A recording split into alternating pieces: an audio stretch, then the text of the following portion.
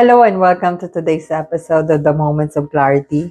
Today I want to talk about one of the most powerful yet difficult lessons in life, the art of letting go. It's a topic that touches all of us at one point or another. Whether we are letting go people, past experiences, expectations, or even part of ourselves. The act of releasing can be incredibly challenging, but it's also profoundly liberating. Let's begin by acknowledging that letting go isn't about losing something. It's about gaining clarity and peace. It's about creating space for growth and opening our hearts to new possibilities. So often, when we cling to what no longer serves us, we're closing ourselves off from the beautiful things life has in store for us. I once heard a story about a woman named Emma. She had been in a long-term relationship that over the years had become unhealthy. There was love once, but somewhere along the way, the love turned into dependency. She held on because she was afraid of the unknown, afraid of what her life would look like without this relationship that had become her identity. She battled internally, wondering if she should continue to fight for something that had long lost its vitality. So one day, while walking alone on a quiet beach, she had a moment of deep clarity. She realized that holding on wasn't helping either of them. Staying meant they were both stuck in a cycle that was holding them back from living authentically. So, with the immense courage, Emma let go. She left the relationship not out of anger, but out of love for herself and for the other person. It wasn't easy. For months, she doubted her decision, feeling the void of what she had left behind. But over time, she began to realize that in the space she had created, she could breathe again.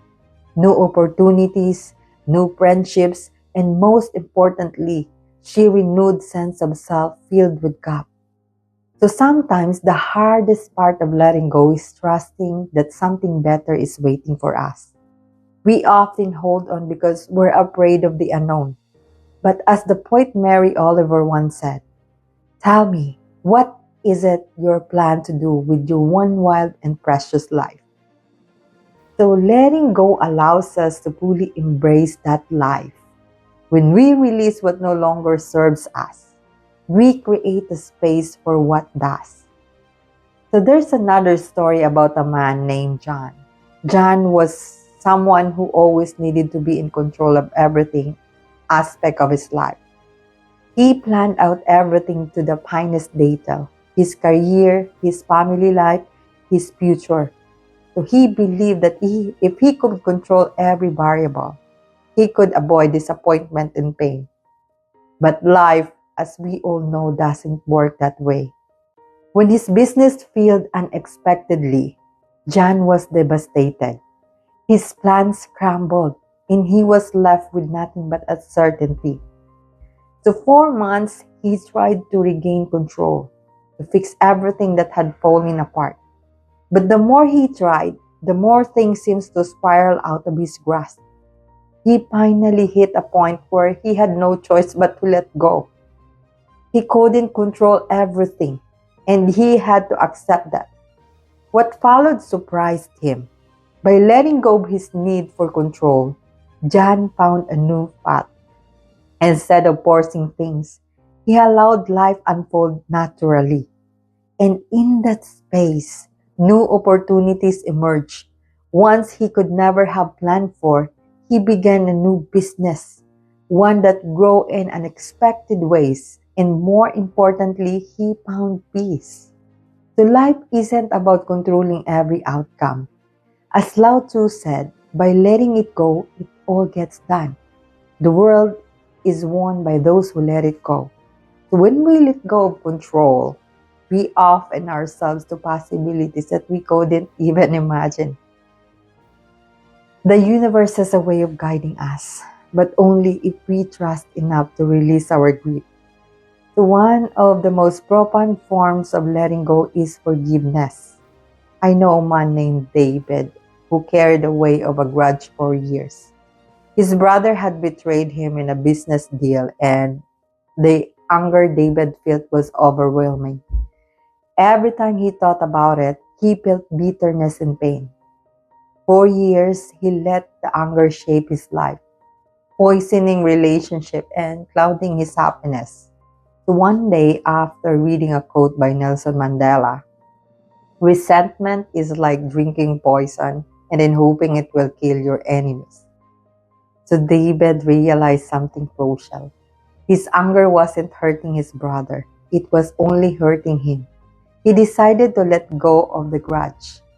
Forgiveness didn't come all at once, but slowly, day by day, he allowed the anger to melt away.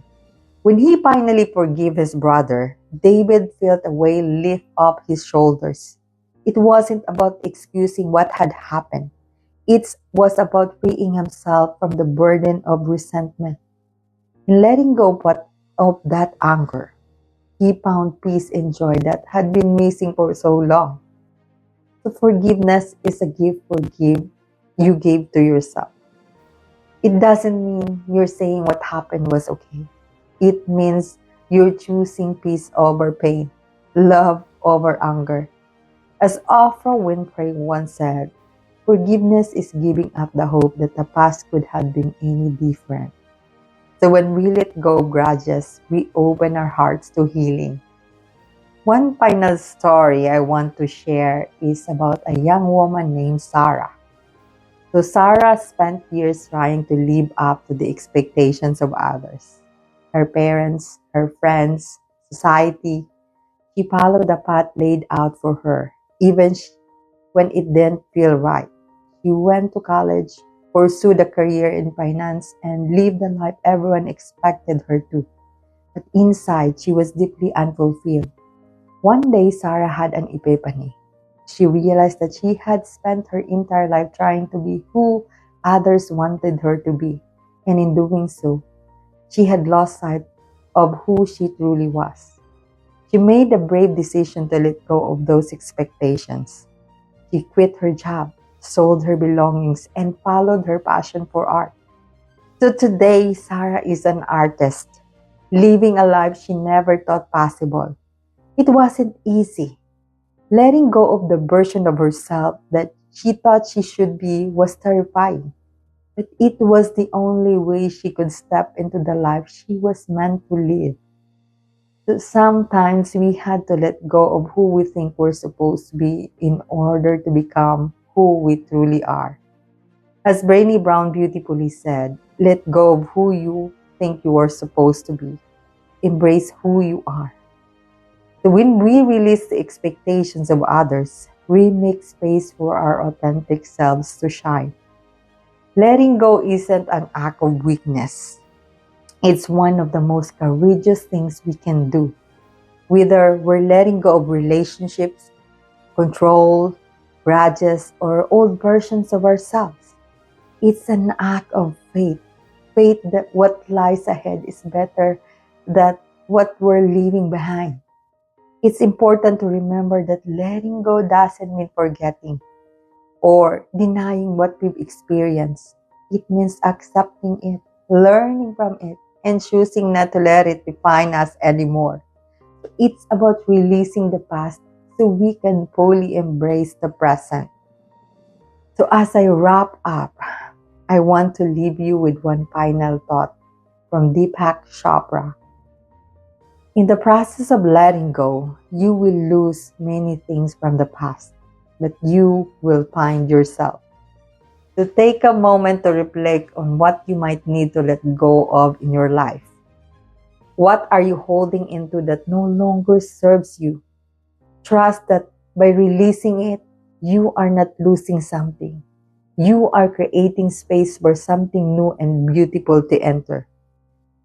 Thank you for joining me today. Until next time, remember that in letting go, we find freedom, peace, and clarity.